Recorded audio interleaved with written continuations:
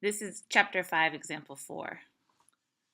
So we are considering if the mean or average rent for a two-bedroom apartment in San Francisco is significantly more than the mean rent for a similar apartment in Concord. So we've compared before a mean to a given numerical value, so now we're going to investigate how do we compare means from two different cities or two different means. So now when we make our hypotheses, since we're comparing two means, we have to always first decide which is going to be mean 1, which is going to be mean 2. You're going to decide right away what city you want to be, group 1 or group 2. It does not matter. The choice is arbitrary. I'm going to go ahead and say mean 1 is the mean average rent for all two-bedroom apartments in San Francisco, and mean 2 is the average rent for all two-bedroom apartments in Concord. Anytime we're comparing two means, our null hypothesis always has equality. So there's two different ways you could write the null hypothesis. You could say mean 1 equals mean 2. That's like saying they're equal or no difference. Or you could say mean 1 minus mean 2 equals 0. Another way of saying the means are equal if you subtract them and you get no difference. There's three different ways to write the alternative hypothesis. You could have mean 1 greater than mean 2. If you do it in terms of mean 1 minus mean 2, which is how StatCrunch presents it, then it would be greater than 0.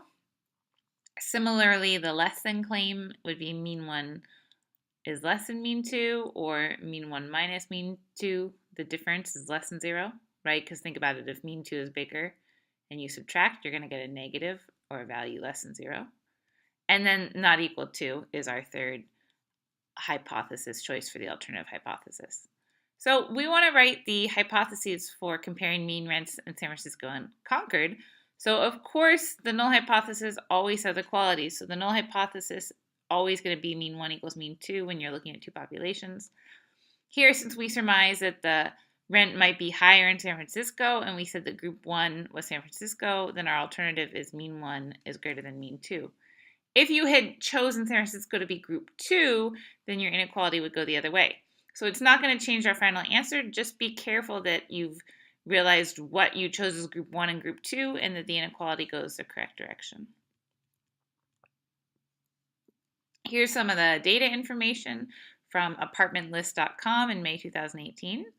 So we want to make sure before we start our analysis that the sample is large enough to let us assume that the distribution is normal or close to normal. Since the sample size is greater than 30, we can assume we have a fairly normal sampling distribution graph, regardless of the shape of the distribution of the variable in the population. So we don't need to know if perhaps the data might be skewed slightly when we look at the whole population. We can assume, since we're looking at average rents, right? Anytime we're talking sampling distribution, it's a graph of the averages or the means, as we say in statistics, that we know the graph of the means or the averages is going to be fairly normal as long as our sample size is greater than 34. So here we have 31 apartments in Concord and 34 apartments in San Francisco, randomly sampled. Okay, so we're going to use these values in the above paragraph in our calculations. So N1 is the sample size for San Francisco, which was 34 apartments. X1 bar is the sample mean for San Francisco, that was 3,064. Sigma 1 is a population mean for San Francisco, which we know, that's 630. And similarly, N2 is 31 apartments randomly selected in Concord. X2 bar is $2,424 rent in Concord as the mean rent from the sample, and Sigma 2, the population standard deviation for Concord, is 740. So in this case, apartmentlist.com collects data about very many apartments in San Francisco, so they're able to calculate the population standard deviation. We'll see later on, very often we don't have that information, so we use a slightly different calculation. So we're going to use the z-score formula for comparing two means, and it's kind of messy. This is the only time we're going to do it together with a calculator. From now on, we'll let StatCrunch do it for us. So in the numerator, we have to find the difference in the sample means. So for these values, it's 3,064 minus 2,424. And then we have to divide it by the square root of each population standard deviation squared divided by the size of the sample size. So you can see it looks kind of like the sampling standard deviation for one value, and so we're pooling together the sampling standard deviations for both values and then square rooting. So if you plug your numbers in here, you should get out roughly, depending on rounding, 3.74 standard deviations apart for these two mean rents. So that's more than 2 standard deviations, so we're thinking pretty far out. Pretty unusual to find a difference like this if the two groups are in fact equal. So we're going to look at the Z chart, or you could go into StatCrunch. So if I go look at the Z chart, 3.74 is off the chart. The chart only goes up to 3.4 standard deviations, so I use that value. So now we're looking to find the area above. So remember, we have to say 1 minus the left area from the Z chart. So we get 0.0002 p-value using the chart, knowing that our 3.4 standard deviations apart is off the chart. If you go into StatCrunch and let StatCrunch work it out for you, you get roughly the same Z-stat. I rounded mine a bit, but same value rounded. And then the p-value, we're told, is less than 0.0001. So StatCrunch is always more accurate. It's not necessary to work through these messy formulas by hand. Go ahead and let StatCrunch calculate it for you from here on out.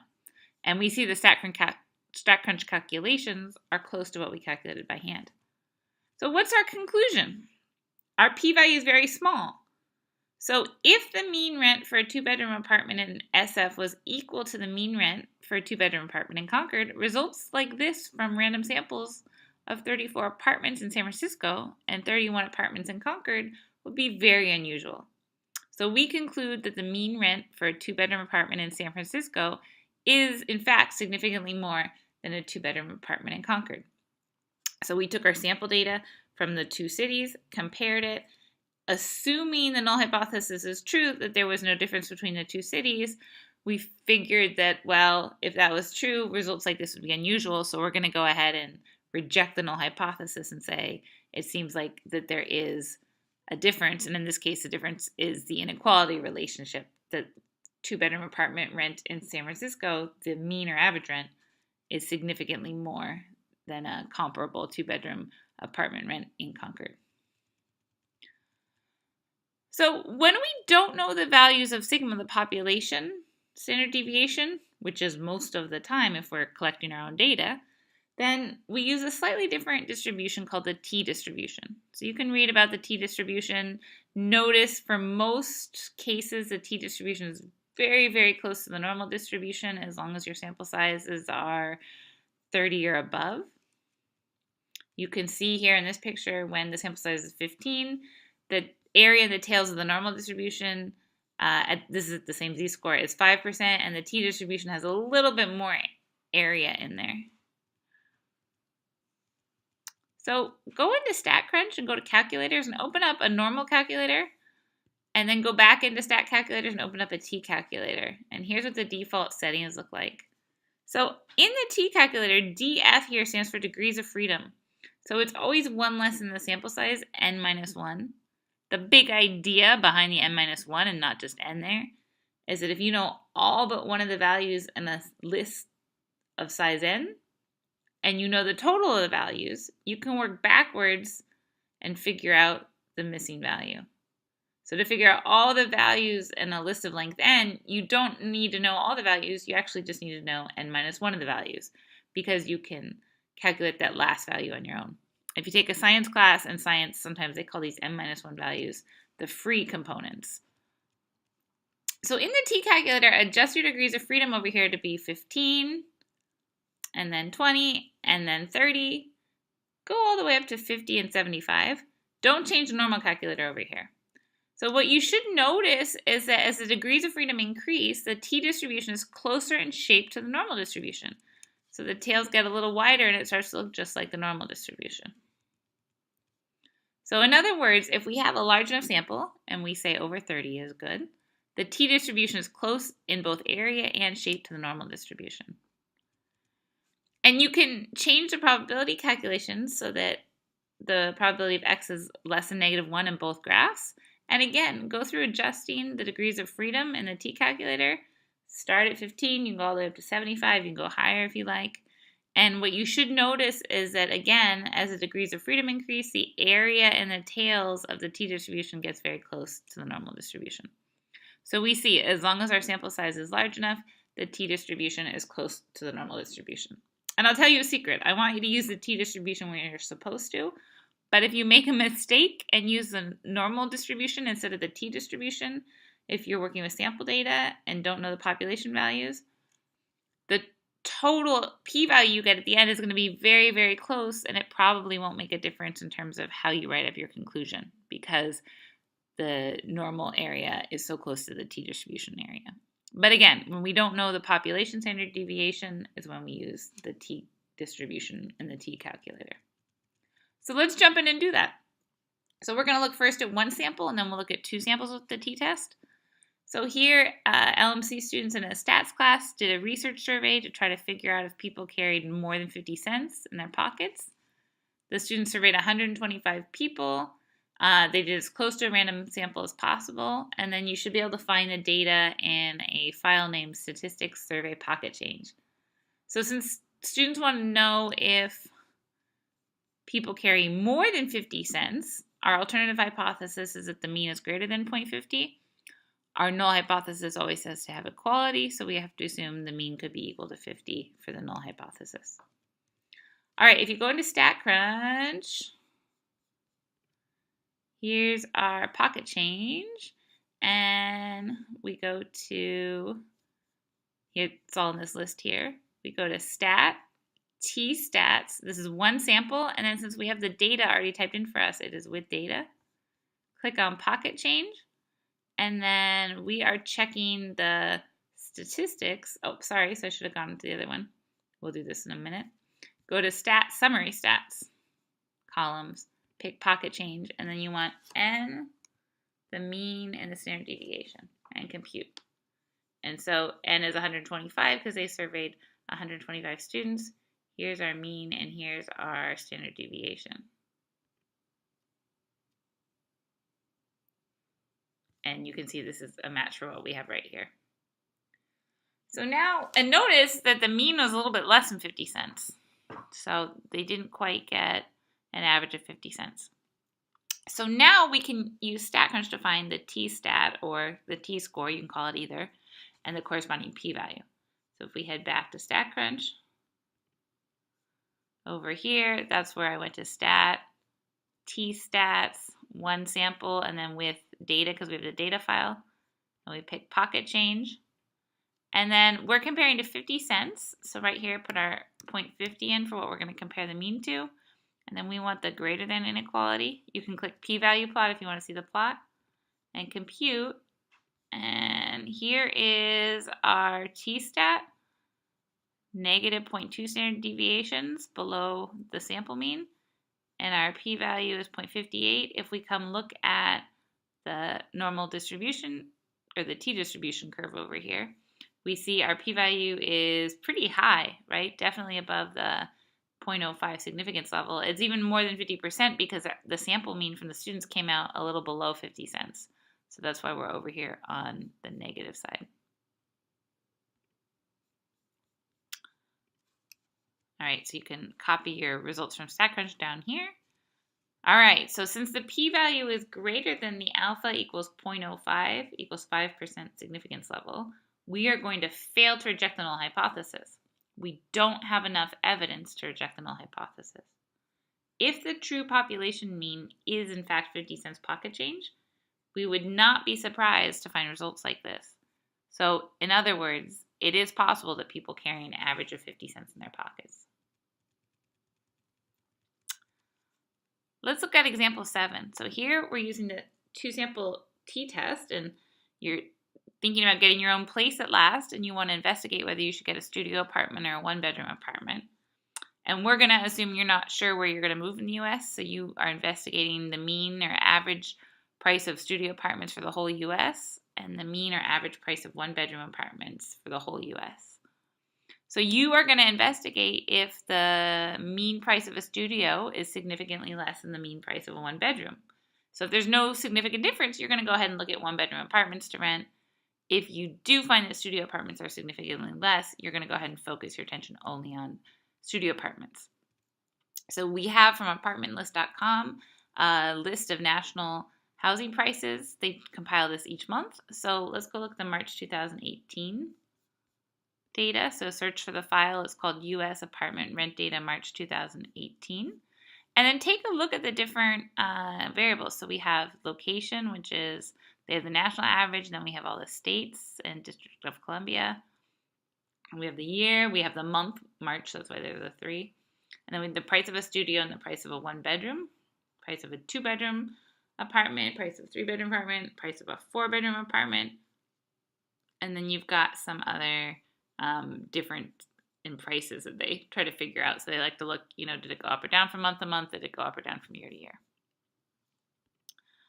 Okay, so we're going to think about what our hypotheses are going to be with this data. So I'm going to go ahead and let group 1 be studio apartments. So mu1 is the mean rent for a studio apartment in the U.S. And then mu2 will be the mean rent for a 1-bedroom apartment in the U.S. Of course, our null hypothesis has the equality here. And then because we're checking to see if a studio is significantly less than a 1-bedroom, we've got the less than inequality in our alternative hypothesis. We can go to StatCrunch and use summary stats to get the summary data. So we'll go over here and we'll go summary stats, our data is in columns, and choose price of a studio and price of 1-bedroom. So you can hold down Control or Command if you're on a Mac and highlight both columns. And then we want N, the sample size, hold down Control again. We want mean and we want standard deviation, hit compute. And then you can copy all this data here. This is just what I've pasted in the stat or into the packet over here.